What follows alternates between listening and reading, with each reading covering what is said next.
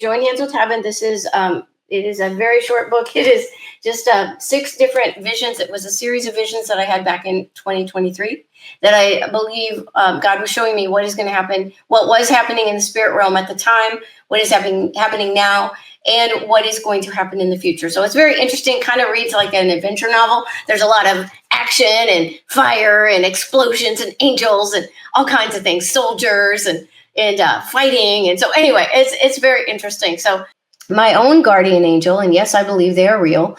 I believe that we all have at least one guardian angel. My own guardian angel has been my companion since birth. I remember us playing together when I was a little child. People thought that I had an imaginary friend. Back then, he would often appear to me as a large white cartoonish rat, maybe kind of a white version of Mickey Mouse, something that a child would not be afraid of. He was my regular playmate when I was a child, my one kind companion through a sad, lonely, emotionally abusive childhood.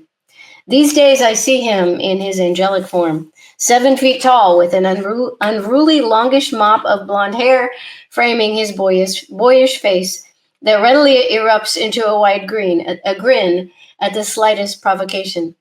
He's rather mischievous and loves to tease and joke. Yes, really. He makes funny faces and does goofy dances to make me laugh. Angels have senses of humor, and so does God.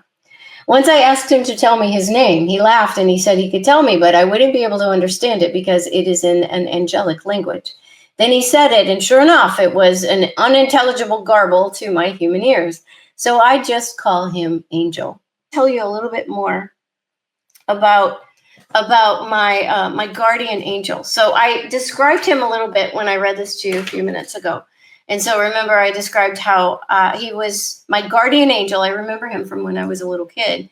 And he was like my imaginary friend when I was a little kid, only he would appear to me.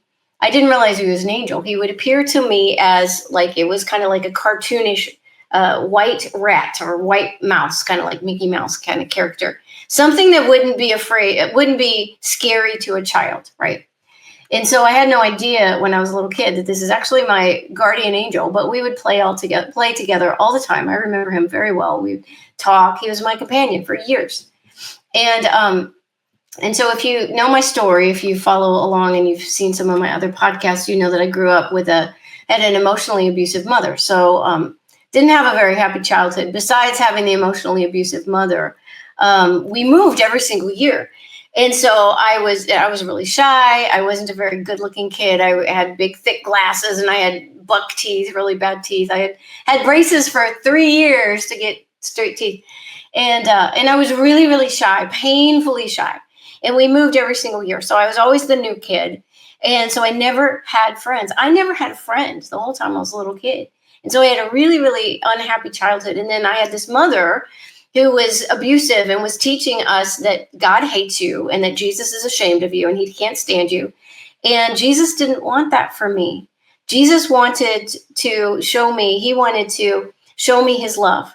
Now, I was being taught by my mother that God hates me. So what Jesus did was similar to something that how Jesus would talk to people and relate to people when he was here on earth. He would tell stories. He would tell parables, right? Because a lot of people, they might struggle or not be able to understand concepts, like spiritual concepts, but we all can understand stories. And so that's one reason why Jesus used his stories to reach out to people and share with them stories of God's love. So when I was a little kid and I had my imaginary friend, who was actually my guardian angel, and I didn't realize it at the time. So his name was Norway. That's what I called him. That's not his real name, but that's what I called him, what I named him when he was my imaginary friend. And so we developed this whole story that I was a princess. My name was Princess Wasalisha. And this is when I was a little kid. You know, kids believe this kind of make-believe stuff, right? And that I was from another planet. I didn't belong on this earth. And I was from this planet called Planet 9. And I had a mother and a father on the planet, the king and the queen, who loved me. And they wanted me to come back home. But for some reason, they were not able to bring me back home. They were trying to work it out. You know, they had some technical problems. Sound familiar? And so they sent Norway, my companion, my guardian angel, to be my companion until they could figure out how to get me back home. And so I really believed this when I was a little kid. Little kids, we were crazy. We believe all kinds of make-believe stuff, but it wasn't really make-believe. It was an extended parable, because a lot of those things really were true. We are princes and princesses. We are co-heirs with Christ. If we are believers in Jesus Christ, we are kings and kings, princes, princesses, co-heirs with Jesus Christ. He is Prince of Peace. And so that part is true. This is not our home. I really am from some other place. My home, my true home is with God in heaven. And the guardian angel was my companion. God has sent many angels and the Holy Spirit himself to be our companion here. And so it was kind of like, I believe what God was doing with me when I was a little kid, a very sad, unhappy, lonely little kid, that he allowed my guardian angel to appear to me in this way and create this kind of C.S. Lewis-like parable story to comfort me, and so that I could experience God's love in a different way when I was a little kid. And so, and then I kind of grew out of that and didn't see him again for decades. And then, as you know, I did see him in his angelic form occasionally when I was growing up, when I was older, young adult. But it was always just very, very occasionally, maybe a couple of times a year. And I never really understood, that this was my guardian angel who was with me all the time. But now, if you know my story, in 2019, I started having regular visions, and I have visions all the time, almost every day. And I see angels a lot. God has allowed me in his grace and mercy to interact with angels and see angels. There is a biblical precedent for this. Angels do interact with humans a lot in the Bible.